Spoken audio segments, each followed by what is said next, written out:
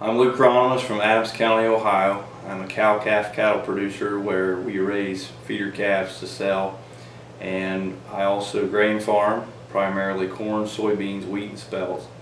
And we also produce forages. We chop corn silage and square and round bale hay for sale as well as for consumption of the livestock. In the spring, when the weather gets right, as soon as possible we try to get in the field and spray and get our burn downs taken care of, get fertilizer applied. We try to utilize soil testing as much as possible, every 3 years on average. And I do have an agronomist that I also hire in addition to get special tests run where we do tissue sampling with our corn, in addition to some of the micro macro nutrients that I may need to apply. So a lot of that is going on as early as March, and about early April, April 15th, when the soil temps get up, that's when we try to hit the fields with corn and get the corn planting in the ground. And it seems like the past couple of years has been rather wet, so that's ended up in May a lot of times. But then we're no-tilling the soybeans or planting soybeans a lot of times at the same time the corn's going into the ground. Our operation utilizes no-till farming practices for the most part. We do use tillage to the point now where we're starting to see weeds that are becoming immune to the herbicides that we're applying. We do use a lot of GMO products. So with weeds such as mare's tail and water hemp, we're noticing they're becoming more resistant. And we've found that going back to tillage on a rotation every so often, mostly with corn, that we've been able to control a lot of those weeds a whole lot better. And we feel like we get a quicker emergence. The soil's heated up a little bit more than no-till practices would be in those cases. But we do use no-till and tillage practices where needed.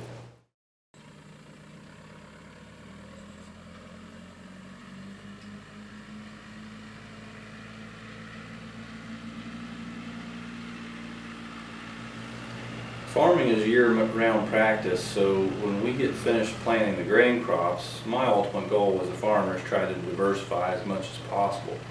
The agricultural market is so volatile that grain prices, for example, can change overnight. So when that happens, you have your cattle to depend on or hay sales, and sometimes it's tough all the way around. But when spring planting's underway and then we finish, we pray for good weather, and there are times where we may have to go back and replant. We have a lot of deadlines that the government requires us to meet for our crop insurance, and we try to make sure all that's done in a timely fashion, get our acreage reports turned in, and afterwards you keep an eye on the crops. You hope to have a first cutting of hay done early as possible, about the same time the corn and soybeans need planted.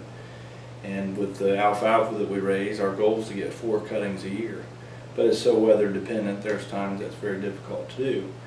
And then once the second cutting typically gets baled, we have all the crops that need cleanup sprays or need top dress. The corn needs urea or some type of nitrogen applied. We utilize GPS for a lot of those things to save money, so we get more accurate both with the sprayer and the fertilizer. And once all that's taken care of, nowadays you even have the potential of diseases where you may have to come back again and treat with fungicides or other disease preventatives that may or may not help. So there's a lot that goes on until you reach the fall.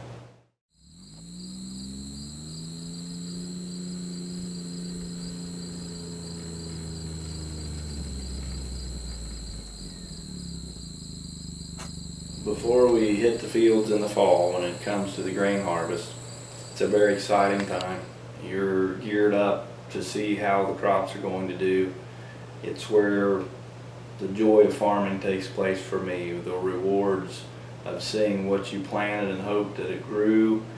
And you know, those are things we can't control. Ultimately they're in the Lord's hands, and then when the fall comes around, you're hoping to get a good crop and to see that golden corn or those soybeans hitting the truck and know that you've got a good crop to sell. But at the same time, before that ever happens, we spend about a month here just greasing, going over combines, tractors, you name it, to make sure everything's in tip-top shape. And with my situation where I'm under such a time constraint, I don't have time to lack in maintenance. I cannot afford to have something go down during harvest because it'll be hard to get finished. So our goal is to try to wrap up harvest by Thanksgiving, and there are times we've gone a week or two past that, and we try to stay under that Thanksgiving threshold just so we can beat the bad weather that often comes in December. But there is a lot of preparation, cleaning every day. Even once we are harvesting, we try to wipe windows, blow off combines, make sure tractor fluids are all checked. And then in addition to that, we have to haul everything to market or to the grain bins. So you add your grain bins to the mix. We treat insecticides we don't want any causes for grain damage. We have to keep close monitored temperatures and make sure the moisture is where it needs to be, because it's a commodity, and to get the best dollar for our product, we've got to make sure we meet the requirements that the government has in place.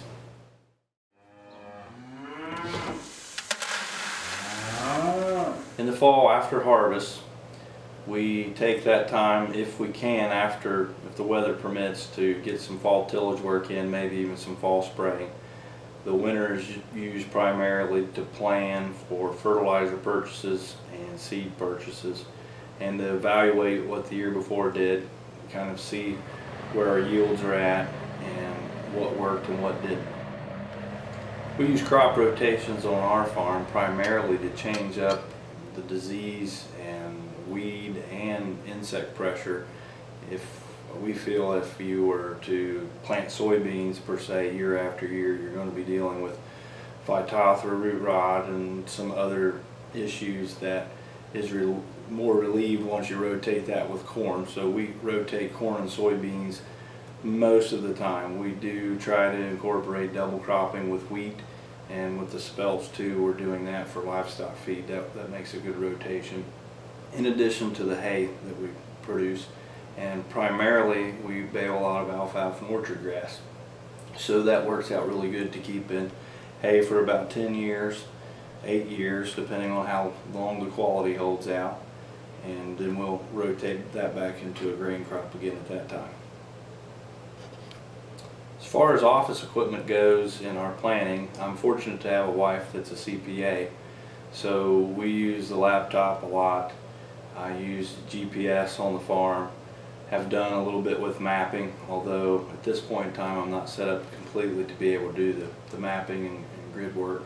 But my cell phone, I've got a smartphone that I use on a daily basis, and the internet, of course, and some of the programs for spreadsheets that we use, Microsoft programs, in addition to apps that I download on a regular basis, from Miller Welding in the shop to plant and weed identification.